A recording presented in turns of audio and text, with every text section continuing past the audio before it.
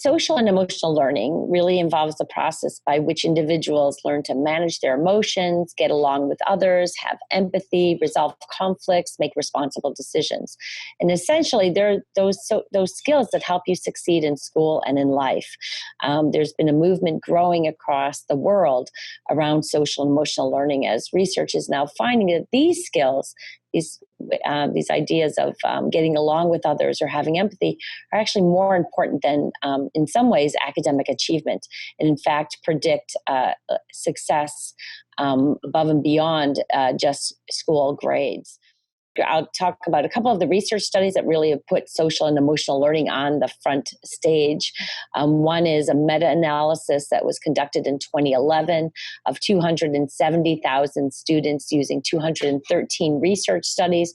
It was published by Joe Durlak and his colleagues, that really found that those students who received instruction in social and emotional learning, who had programs and practices in their classrooms that help them learn how to get along with others, manage their emotions, be able to resolve conflicts, have empathy, actually not only increased in their social and emotional skills, improved attitudes towards schools, decreased problem behaviors compared to students who did not have those programs and practices. They also had an increase of 11 percentile points in their academic achievement.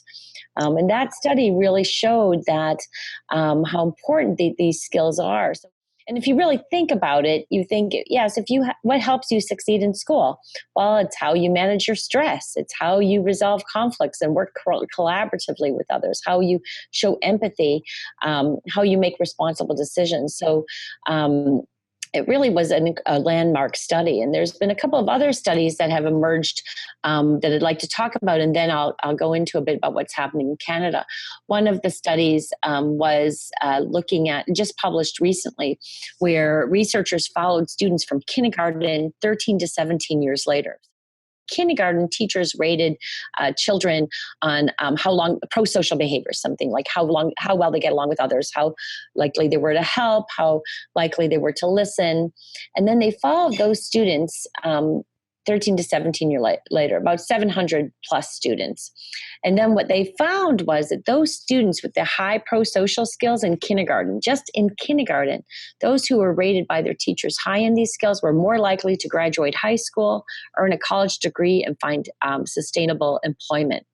They also were less likely to be engaged in being arrested in juvenile detention, been involved in drugs, been on social assistance. The research is really emerging very clearly and strongly that these skills, these social and emotional competencies, can be taught.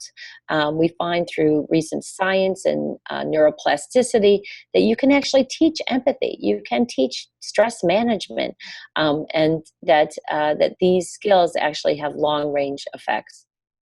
You know, the recent science has really taught us that if we want children to succeed, to be healthy, to thrive and flourish, to be good citizens of tomorrow, to be productive workers, volunteers, parents, what we know clearly now is not just academic achievement, it's the social and emotional skills that we need to foster.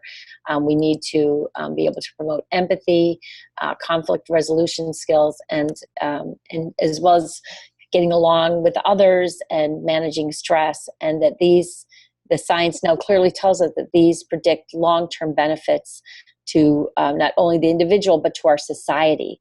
And so investing in these programs and practices and ways to forward the field is not only an investment now, but it's really an investment in the future of our world.